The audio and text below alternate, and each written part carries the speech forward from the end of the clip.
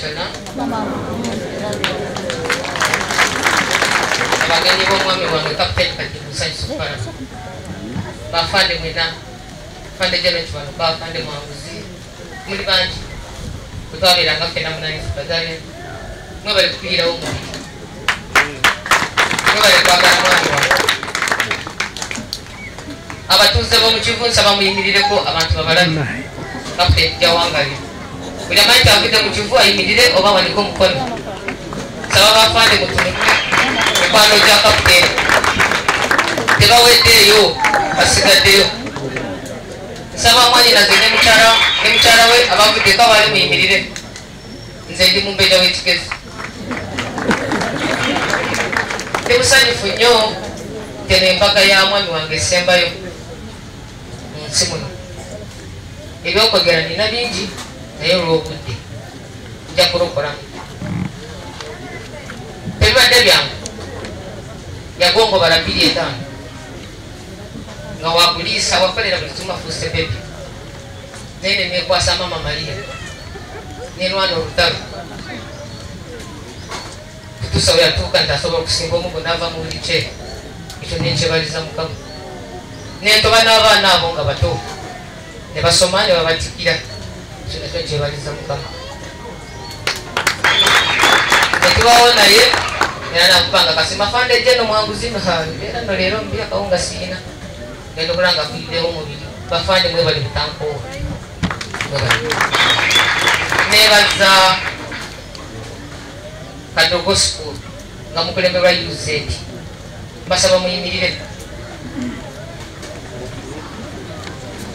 mubalaba batusinga n'ebitiibwa naye abaana abo mwe bali kwagala muzeeyi buli bwe mubadde mufuna akasimu afande dagala afande talina mmere afande agenda mudwale talina ntambula baana bange mwe bali saba tusigale nga tukolagana nga babaddewo nebaza famire y'omwami wange ekulemberwa Muzeeyi Nalumoso mwe bali kunjagala mu famire mwe bali nakwagala mwami wange obulamu bwe abadde mulwadde olwo nga tukimanyi ne ku Good Friday namuga tugenda kusoma misa y'ekiro tusobola okutegeka langi nanga ti nze Josephine nga nti fiina zigire ekiwumba ndowooza kyembaani n'ekisiiba nakigira bulungi nnyo n'alya n'essapa naye naŋŋamba nti ŋŋambye Muzeeyi Nalumoso bwe nsooka okufa nja kuziikibwa mu ekabaani ate bwe nkusooka okufa ojja kuntwalira ewololo nemugamba ateyogedde kyali tomanya abategeeko gyonyerako kawalakike 27 nanga nti wali omusiru yayimba nti mugulu teriyo mwenge era mu mutuufu teguliyo kati neimeremu olwekyo nana kati aba agenda okwebaka ŋŋamba fiina ngenda kwebaka naye bayinza okubuuza nti bwenfa bayinza okubuuza nti nfudde ki nemugamba stop joking around nanga bibaawo you can never ebigambo byasembayo okwogera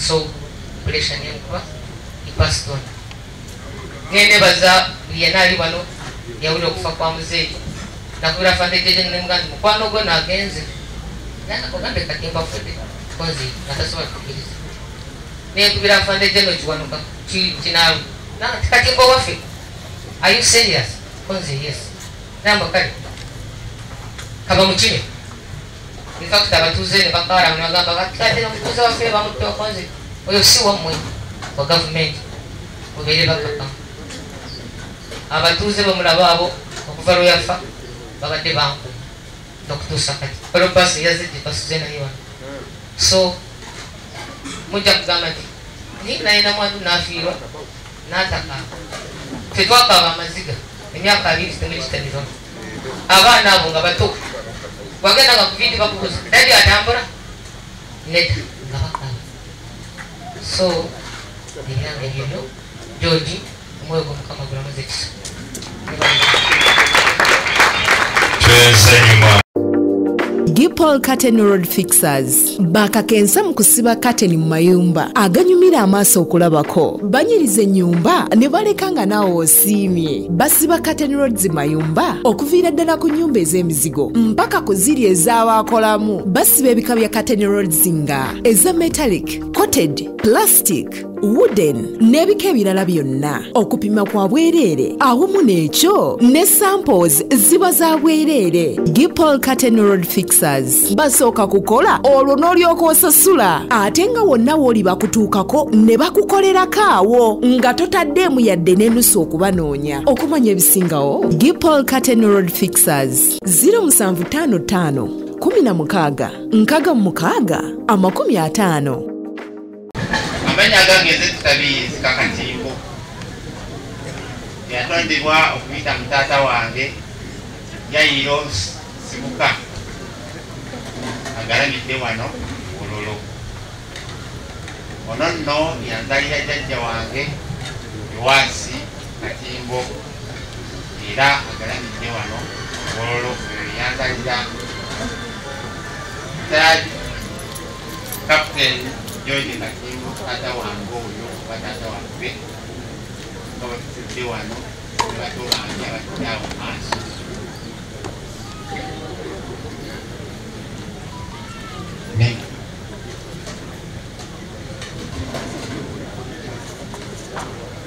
Ono yatukuŋŋaanyiza wano ffenna mu nnaku ennyingi nga omuntu omu.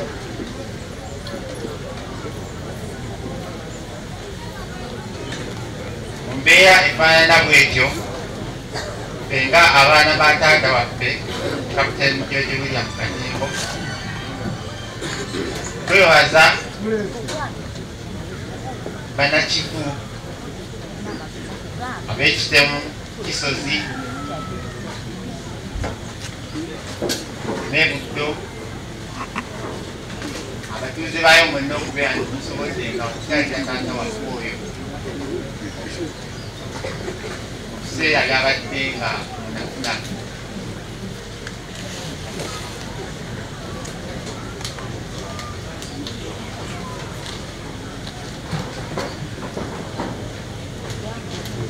Netwebaza bannakristo abatusabidde nga tunnaba kujja wano onsajjo ab'ekitemu. Twebaza misa eyo eyakubeereddwa.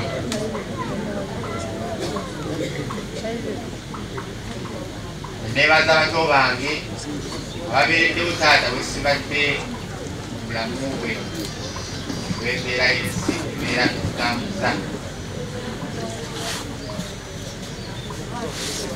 Mwebale nnyo, mwebalire ddala okubeera ne taata wange naddala Beatrice yajja nga munafunaku. Mwebale nnyo, mwebalire ddala okulabirira taata wange. Waliwo n'abakyala be nasisinkanye ekitemu ababadde mabega wa Beatrice ono kuyamba taata wange okumulabirira mu bintu ebimu nga bwe mumanyi obulamu obunakuba okubeera. Bannaye mwebale nnyo, mwebalire ddala.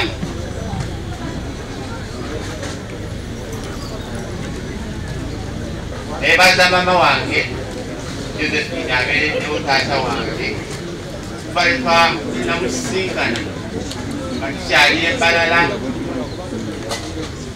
nga taata akyali Embalala.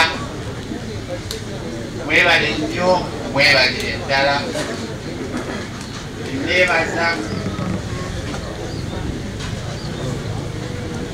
Nenebaza bakatugo abateerabidde taata wange. Taata oyo yagunjula abaana abasinga bemulaba naye tebamukyaye, bamwagadde nga taata waabwe.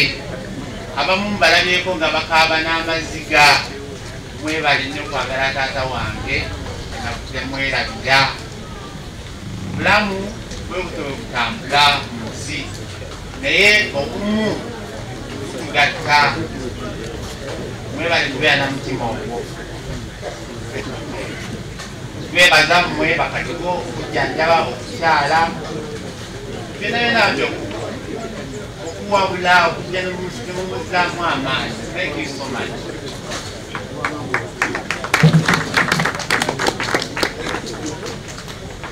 Now, as children of the left, retired Captain William Katimbo, we thank you as UPDF for all the support and all the arrangements for the burial services that you have really taken to your heart. Thank you so much. On top of that, we also want to thank the government of Uganda for creating such a peace so that such a gathering like this can take place. Thank you so much. Wabo natera okusigula twebaza bonna abatufumbidde ku mmere abategese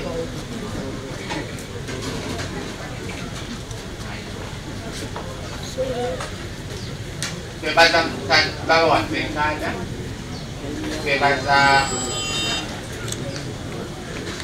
Kawere, Sara Nabuuso, mwebale nnyo mwebale dda kubeerawo kuba ebiseera ebimu tetubimanyi bikola. Mwebale nnyo mwebale ddala.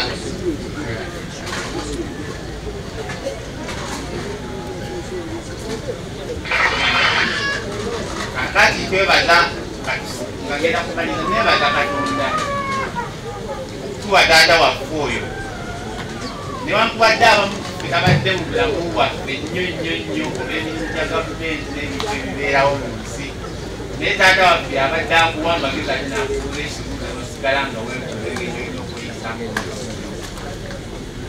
Ekyo tukimwebaliza nti akoze omulimu gwe ng'omuzadde. Twebaza Katonda olw'ekyo, Mukama abawa omukisa, abakuume, abawa obulamu obulungi, mukolere Uganda, mukolere ne Katonda wammwe. Thank you.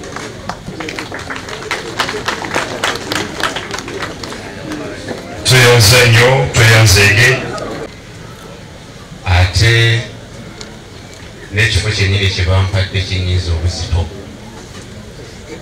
Bibya Moses, retired sergeant, bw'oba otunudde ku mukono gwenvuddeko n'abantu abaliwo ninga aweereddwa ekibonerezo, naye ekyo kyekyantonderwa. Bakama bange, nga omanyi nti oli NRA Kadogo, ku lunaku luno olusembayo lwe tuyimiriddeko olwa Afande Katimbo, erinnya eritayinza kufa, ngenda kubasaba muveeyo muyimirire mabega wange bw'oba omanyi nti oli wano nga Kadogo. Ekyo kikoze musobole okulaba kubanga abasinga twali mu myaka nga 15, 16, 17. Emyaka omuntu mwatayagalira ddala ekintu Katimbo kye yali akulembera, emyaka twali tetwagala kusoma agogo mazima. Era buli muntu alina omwana akimanyi nti gy'emyaka ekikyasinza obuzibu. Naye bw'otunuulira abasajja abali wano n'ebitiibwa bye balimu n'obulungi bwe balabika, lwa Katimbo yagalamu eddala.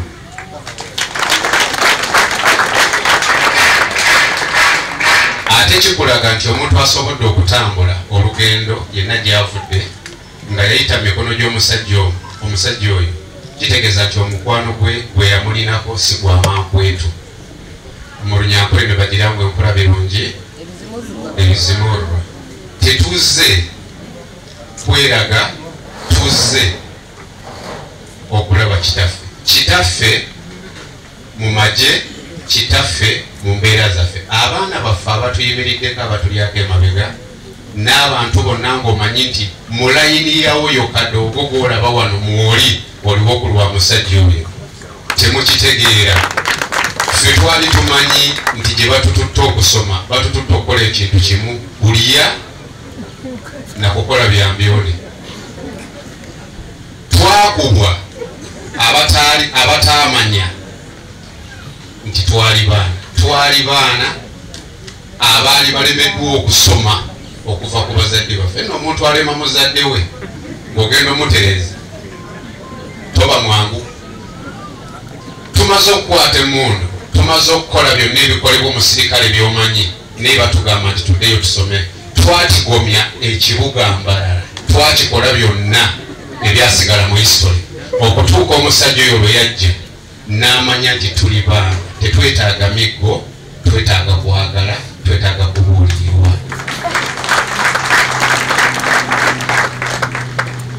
Obudde bampadde butono, bw'ogenda okwogera ku katimbo oyinza okukeesa ku makya.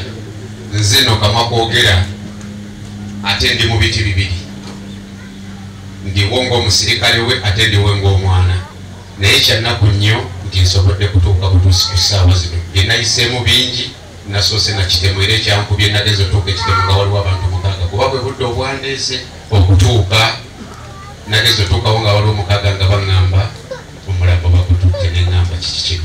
Afandeyo zeedi wawali waliwo abantu abateekwa okuba ennyo ab'enkizo mu bakadogo baffe eri obulamu bwa kitange George William Katimbo, naye tebannaba kutuuka kutusabe Mukama bwe banaaba batuuse nga tukyalinawo obudde. Mmwe temugenda kuva wano bafande, mwebale kwagala George William Katimbo. Ebintu maama wange abyogedde, ate abadde tamwagala tali wano. Sigamba nti n'abataliiwo tebamwagala, naye abatamwagala tali wano. Abali wano ku mirimu gyammwe n'obukulu bwammwe n'okujja nga muwaganya mu nfuufu ku lwa muganda wammwe mukwano gwammwe, mwebale kumwagala afande. Ate era mwebale kutwagala kubanga bw'oba okuza omwana nga taata obeerayo ne bakkojja, era muteekwa okuba omukono gwe ogwa ddyo ogwamuyamba okusobola okuyimirizaawo ffe. Naye ffe tulina ennaku nnene nnyo nti bwe wabaawo obuzibu Katimbo bwe yayitamu mu services n'atatuukiriza bigendererwa bye mu services, ffe twabimuleetera kuba tetwali bantu. Ekyo tukiwulira nga tukirina era twakikola.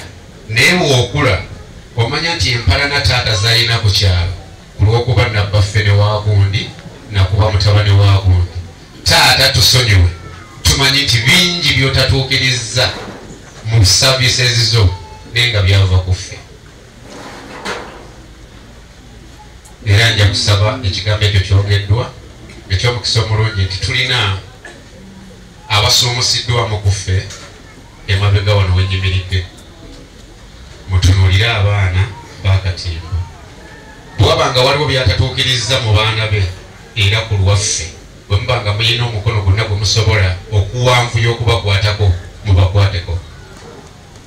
Nkimanyi ndudde nammwe, nkimanyi nti mumanyi okukola ebintu nga temubikoledde mu kamera, era nkimanyi nti mujja kubikola, mujja kulabirira abaana bano.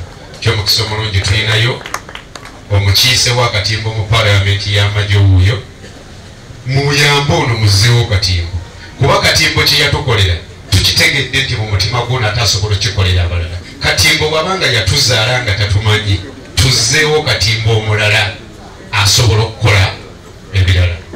Taata wange Nalumuso nkulamusizzaako taata. Bwe mba njogera ku Katimbo ne taata Nalumuso naye simuleka, ate Katonda yatukola bulungi. Awava Katimbo ate ne waddawo Nalumuso ow'Oluganda, ate ne batutwala mu ngeri y'emu. Muno mu luggya muno mulimu omukono ogw'obuzadde, si basomesa kyokka wabula bazadde. Kayisola akatono nnyo akafande Katimbo nze yansanga mu kibiina kya kusatu, primary ya kusatu, primary 3. Mu bakama baffe wano fande yakusanga mu kyakomera P1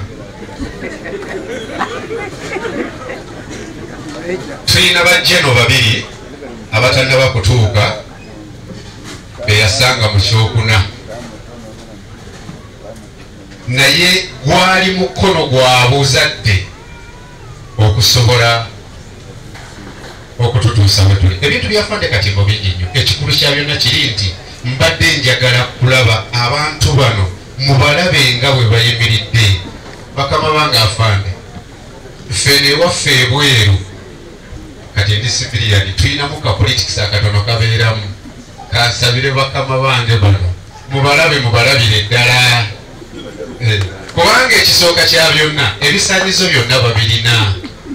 Balina omutima gw'ekyama gwoteeka mu kifo bwo kimutaddemu mubateekeyo banone kubanga bakadoogo bangi abaafrika abakoma mu kkubo abatasobola kweyamba so nga baleka n'abaana n'abaafa bangi abaleka abaana.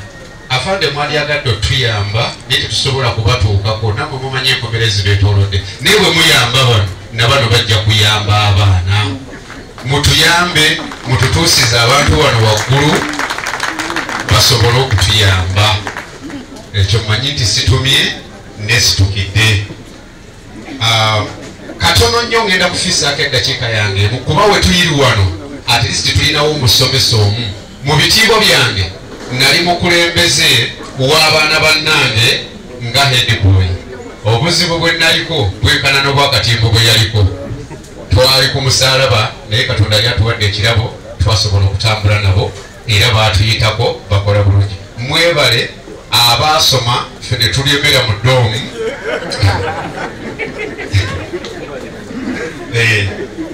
naye ekyomukisa omulungi tebatusudde. Ffe tutambula nga famire era ffe ekikwata ku omu kiba kikwata ku ffenna. Naye wano nyinawo omusomesa omu mu basomesa bonna abaatusomesa. Ennaku gye twabalabya bo tetwabakkirizanga kulya nga tetunnalya. Afumbye akasefuliya tujja kukasitula. Kale bo baabonaabona ekimala naye bakuuma omukwano gwo afaana oyoyo kusaba eddakiika emu obuuze kuba. I'm going to talk in English because I'm not a Muganda, I'm a Kalmojong by tribe. So I'm called retired warrant officer 1, Oyoyo Michael Abura, the pioneer teacher of this about the Kadogos. But our pioneer was the late who started taking them to the bush and adding the rest to Father Segui. I remember that. And then he started, and later on we followed him. My own appeal, sir, the guest of honor, is to ensure this family, the children of the family of the late are catered. Because if you don't follow up the pension, he has been following up his pension all along, up to today. And he's a senior officer. I remember he's the RO 00497. Among all our other officers. I remember, up to now I can still remember. Whenever he calls me, Oyoyo, Kalmojong, can you also tell our Kadogos, Mapande, Mugabe, Onata, and then TZ, and then Apane Mugabo, and the rest of the police, let them follow. And I started with the doctors here who have been doctors. I remember one time they said, Apane, we brought some medicine for Apane. Apane has been like this, running. You heard what the madam was saying, Dagala. Dagala, all the time, they would bring the medicine. And then another one, sir, my appeal is that in case there is no secondary school within the area here, or a taken color school, guest of honor, sir, the school should be put in the memory of the late Apane Katimbo. Because he has done a lot for this country.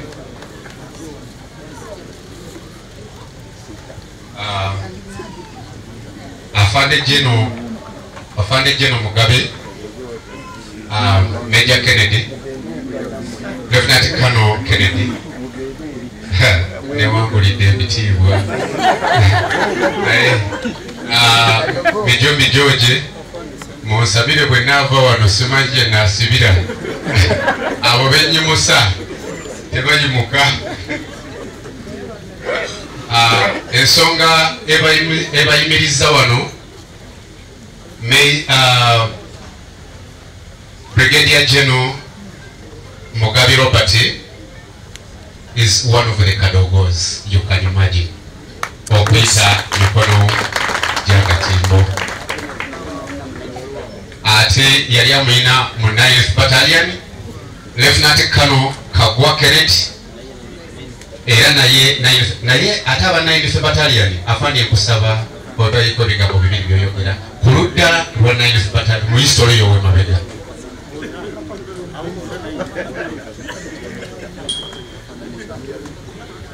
We can talk. Now my appeal to the Kadogos here, I need you to be united. The one party has left us. Don't again leave, especially the senior officers that have been mentioned. You are our leaders now. You are especially the 2 brigadier generals and then the light colonels or the colonels. I remember we have a doctor. Kadogos have produced professionals. I remember the brigadier general Onata. He's a chief of state was a lendo. And then we have one for medical Colonel Najije. It's a product of Kadogo. And then I remember also Robert Mugabe was the director of finance. Here is now CCF. The CCF now. You see what Kadogo. We hope next time we shall have another brigadier. I mean, Lieutenant General or General, like Afande Salim and the rest. Now, Afande, mine is this. There's what Afande has been crying for. To follow up the issue of the land. He has been saying, please help me to register my land. Yeah, he said there was something Muzadi promised him. All along could tell me. So maybe we would try to find out what were those rewards. Maybe man would tell us. I remember one was the issue of the land. All along wanted to see the president. He could tell me also. I said, no, Fanny, I'm a smaller man. How would I now? By then I was a sergeant. How would I go and say, Fanny? All of us could end up with tears. And then now, the family, I need you to be united as one. Don't divide yourself there because the father has gone. All the children, you have what they say, I mean the head boy. That was our first head boy, sir. When we first organized the Kadogos. From Mbuya, Bombo, and then finally we ended up in Mbarara. Where we now started arranging them from P1. You had the Major Mugabe saying he started from P1. And our uniform was that one. Come. So this was the uniform of Kadogos. All the Kadogos were given that. Although we had some senior officers, these are our uniforms for keeping our uniform. Major General, Mheshimiwa Mgeneko, wanayi munasonyo olulimi lutuuka. Nawe banjogeranga, njogera ku bakulu balinga mumanyi. Lusitekamu Oluswayiri. Major General, Afande Mgeneko, Afande Samuel Kibuga, Joint Chief of Staff, Afande Richard Karemire. Actually, Afande Richard Karemire, today, he amplifies the Atekawo Fanacha Afande Late Captain Katimbo. Kuba Afande Brigadier General Yampulire Yokusoma mu UPDF. Kati buli tumutunulako ate buli tubeera mbizibu abeerayo. Afande Brigadier General Samson. Afande Brigadier General Sekiranda Mwanje, Commander Reserve Force. Chief munasonyiwa amadena gava ebitiibwa ebyo birimo okugira naye ababitegeera mubitegeera naye Afande Sekiranda akulira Reserve Force Mugundiyo. Afande Brigadier General Segamwenge, Afande Brigadier General Muhanguzi, Afande Brigadier General Robert Mugabe mwenye tulikuwa nayo mapambano Kadogo wapi. Afande Rantika na Major, Afande Robert Mugabe, Afande Lieutenant Colonel Kato, nimeruka ngazi, rather Kagwa. Munisemeni nimeruka ngazi, kwani umekuja baadaye Afande. Na Afande Naftali. Those are the senior officers, at least from from Brigadier General down to the Major. Now, Afande Major Katongwe, what work up? Lieutenant retired, Afande Narumoso. Oyo naye yali deputy head teacher Kadogo school, ngali ne mutowe. Madam Namwandu, Madam Katimbo, the children of the late. Mwenna batindize olugendo okuva ekitemu ne mujja wano. Banayi mwebale nnyo mwebalire ddala kulwaba kadogo abantu bawano wololo ekifo mukijjuza mwe balinyo okutuwesa kitiibwa amanya ndi retired Honorary Lieutenant John Sereko Mutunga nagenda mu Kadogo School nga maze mzee agambya bundu kitia pembeni au wajamaa waende shule sira watie pembeni mundu ngatuzitadde wali na ine myaka 12 na indi nakenjagala okuyisaawo katono nnyo munansonyo kubanga kakulu afande dibya hizo okubakeera bite kakulu nnyo njagala nzije ekifaananyi ekituufu ky'omwami oyo agalamiddeawo kiki yakola mulambu abakadogo boogedde bingi naye njagala nzije ekifaananyi mumanyere gase ye kiki yakola mulambu abakadogo awo olwatuuka olutalo nga luggwa twalulimu okuva myaka 8 nga bwotulabye wano mpaka we twawamba nga tuli myaka 10 ng'obulala bukyalina myaka 10 bali myaka 10 afande mugabo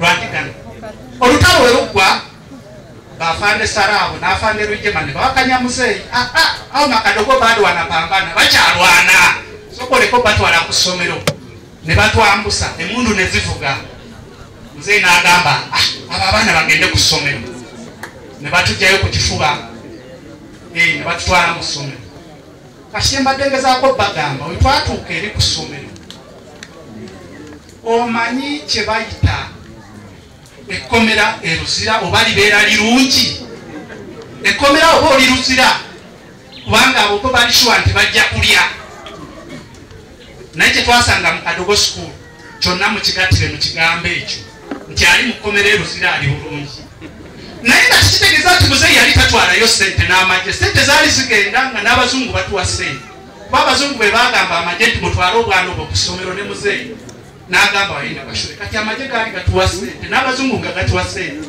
ne muzeeyi byonna ng'abikola ng'era amanye essomero ligenda mu maaso naye mpozi nga tuli mu pathetic what they call pathetic nga n'okufa tutandise ne tukaabira muzeeyi amaziga nti muzeeyi watuleeta kututta lwaki totusaayo tulwane muzeeyi twamuteega mu kkubo nga tukaaba bonna boolabaawo watuleeta kututta tuseeyo tulwane ng'abaana batandise okufa n'agamba kiki ebintu tebituuka fetwali tetumanyi ssente gye ziraga obaza omuyaga gwazitwalanga nga bazireeta obaza gwanga mugundi bulukaya tetwamanyi muzeeyi n'agamba sobwedda bulijjo amanyi nti abaana bange basoma n'agamba n'akoteka omutwe bwatwali tumulabo n'agamba muleke ngende yavaayo n'agamba afande Kano Kyanda noonyeza senior administrator gutuvudde naye mu nsiko kwe bayita Katimbo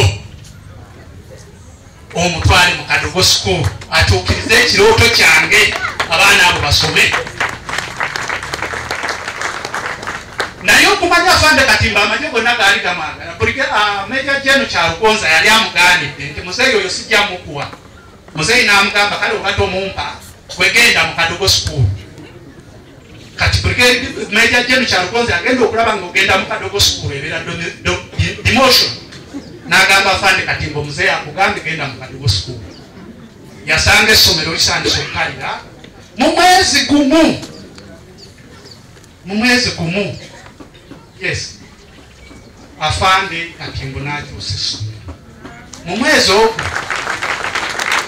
ekyo kye mbadde ngezaako balaga ne tutandika okulya buli kye mumanye ekiriibwa omuzungu n'okwambala mpaka we tusomye mutulabye munansonyiwa nkozeemu okulandaga naye mbadde njagala mukalisewo mutegeere legase y'omusajja ono asa ebyo nga mbimaliriza nze ekintadde wano ebyo neetuukiriza njagala kusoma kiwandiiko ky'Abakadogo obubaka bw'Abakadogo naye olw'okwagala okulaga abakungubazi mwenna abali wano nti twasoma oluzungu ku lwakatimbo Bakadogo twasazeewo kino ekiwandiiko kibeere mu luzungu ate nga nange kennyininyini agenda okisoma afande Katimbo yansomesa ne mpandiika ekitabo kya pages 5 mu luzungu president n'akirikogonizing ne bajeno bano ne bakirikogonizing omugaso gw'omusajja oyo mumpulirize condolence message for former National Resistance Army Kadogos. The former National Resistance Army Kadogos, in brackets NRA Child Freedom Fighters, whom the late Captain George William Katimbo Ruboyera was their school head teacher, commandant in brackets. We got the sad news of our beloved father, stroke commandant's death on the 19th of Saturday, 2025. We were shocked at such tragic news of losing our beloved father, of whose 81st birthday we had just celebrated a couple of months ago. He was a father and a great Caragos commander as far as our education goes, including being our mentor in our subsequent military careers. He was also our unifying factor. As for many RI Caragos family, we have contributed 4 million shillings towards the funeral expenses for our beloved father. We pray for his eternal life in heaven. Let his soul rest in eternal peace. Amen. This one, I've presented it here on behalf of Lieutenant Colonel Ime Uzaribara, who has not attended, but who's one of us and who has played a very big role in sending off with grace our great commander. Thank you very much. Teresa.